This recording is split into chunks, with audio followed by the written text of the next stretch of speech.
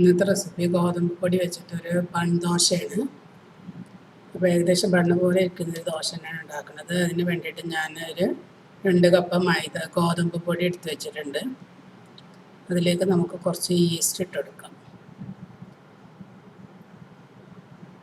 ഞാനൊരു table spoon ഈസ്റ്റാണ് ഇട്ടെടുത്തത്. ഈസ്റ്റാണ്. അല്ലാത്ത ഈസ്റ്റാണെന്നുണ്ടെങ്കിൽ കുറച്ച് ഒരു മണിയായിട്ടുള്ളൊരു ഈസ്റ്റ് ഉണ്ടല്ലോ, അതാണെന്നുണ്ടെങ്കിൽ നമ്മൾ ഒരു ഇളം ചൂട് വെള്ളത്തിലിട്ട് വെക്കണം ആദ്യം, പഞ്ചസാരയൊക്കെ ഇട്ടിട്ട്. ഇതിന് നേരിട്ടിട്ട് കഴിഞ്ഞാൽ കുഴപ്പമില്ല. അപ്പോൾ ഞാനിതിലേക്ക് കുറച്ച് ഇളം ചൂടുള്ള വെള്ളമാണ്, പച്ചവെള്ളം എടുക്കരുത്, ഇളം ചൂടുള്ള വെള്ളമാണ് എടുത്തിട്ടുള്ളത്.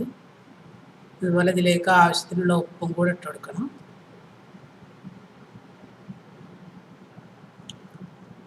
വെള്ളത്തിൽ തന്നെ ഉപ്പിട്ട് കൊടുക്കുകയാണെങ്കിൽ അങ്ങനെയും ചെയ്യാം കേട്ടോ. അതേപോലെ കലക്കിയെടുക്കുക, നന്നായിട്ട് കട്ടകളൊന്നും ഇല്ലാതെ നന്നായിട്ടൊന്ന് കലക്കിയെടുത്ത് തരാം.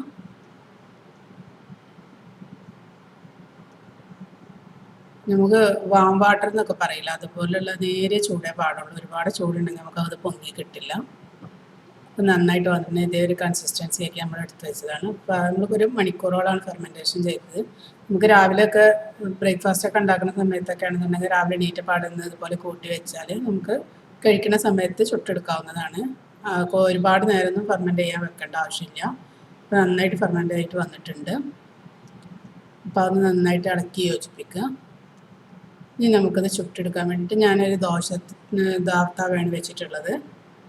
ഈ ദോശച്ചട്ടിയിൽ നമുക്ക് നന്നായിട്ടൊന്ന് ഓയിൽ സ്പ്രെഡ് ചെയ്ത് കൊടുക്കാം. ഇതിലേക്ക് ഓരോ തവയായിട്ട് നമുക്കത് ഒഴിച്ചെടുക്കാം. വളരെ ഈസി ആയിട്ട് ഉണ്ടാക്കാൻ പറ്റിയ ഒരു ബൺ ദോശയാണ്. നമ്മൾ എപ്പോഴും ചപ്പാത്തി തന്നെ കഴിച്ച് മടുത്തവർ, അല്ലെങ്കിൽ ഗോതമ്പ് ദോശ ചപ്പാത്തിക്ക് കഴിച്ച് മടുക്കുമ്പോൾ നമുക്ക് ചെറുതായിട്ടൊന്ന് ഒരു വെറൈറ്റി മാറ്റി പിടിക്കാൻ വേണ്ടിയിട്ടൊക്കെ പറ്റുന്നൊരു ഐറ്റം തന്നെയാണ്. എന്നും ഗോതമ്പ് ആവുമ്പോൾ നമുക്കൊരു മടുപ്പ് വരുമല്ലോ. അപ്പം നമുക്ക് ചെറുതായിട്ടൊരു വ്യത്യാസം വരുത്തിയിട്ടൊക്കെ ഉണ്ടാക്കാമല്ലോ. അപ്പോൾ ഇതുപോലെ വ്യത്യാസപ്പെടുത്തി ഉണ്ടാക്കിയാൽ മതി. ഇങ്ങനെ 2 പുറം നന്നായിട്ട് മുരിയിപ്പിച്ചെടുക്കാം. ഒരുപാട് തീ കൂട്ടി വെക്കരുത് ഈ സമയത്ത്. അങ്ങനെ ആകുമ്പോൾ നമുക്ക് അടി കരിയും ചെയ്യും, ഉള്ളിൽ വേവാത്തൊരു പ്രശ്നം വരും ചെയ്യും. അപ്പോൾ ഒരു മീഡിയം ടു ലോ ഫ്ലെയിമിൽ വെച്ചിട്ട് നന്നായിട്ടൊന്ന് മുരിയിപ്പിച്ചെടുക്കുക. അപ്പോൾ ഇതേപോലെ നമുക്ക് നന്നായിട്ട് മുരിയിപ്പിച്ചെടുക്കുക. എല്ലാ മാവും നമുക്ക് ഇതേപോലെ എണ്ണ പുരട്ടിയിട്ട് ഇതുപോലെ ചുട്ടെടുക്കാം. നല്ല ടേസ്റ്റ് ഉണ്ട്. നമുക്ക് ചിക്കൻ കറീൻ്റെ മീൻ കറീൻ്റെ ഒക്കെ കൂടെ നമുക്ക് സെർവ് ചെയ്യാവുന്നതാണിത്.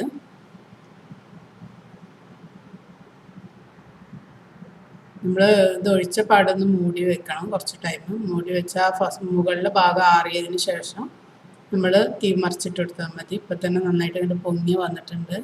നമ്മൾ ഈസ്റ്റൊക്കെ ചേർക്കുന്നതുകൊണ്ട് തന്നെ അത് നന്നായിട്ട് ഉള്ളിൽ നല്ല സോഫ്റ്റ് ആയിട്ടുണ്ടാവും. അപ്പോൾ ഇതുപോലെ ട്രൈ ചെയ്ത് നോക്കാത്തവരുണ്ടെങ്കിൽ അത് ട്രൈ ചെയ്ത് നോക്കണം. അപ്പോൾ ഇതുപോലെ ഉണ്ടാവും. നമ്മൾ മുറിച്ച് കഴിഞ്ഞാൽ ഇതേപോലെയാണ് ഉള്ളിൽ വരുന്നത്. നല്ല സോഫ്റ്റ് ആയിട്ടുള്ള ബൺ ദോശ തന്നെയാണ്. അപ്പോൾ ഇതുപോലെ ട്രൈ ചെയ്ത് നോക്കാത്തവരുണ്ടെങ്കിൽ ട്രൈ ചെയ്ത് നോക്കണേ.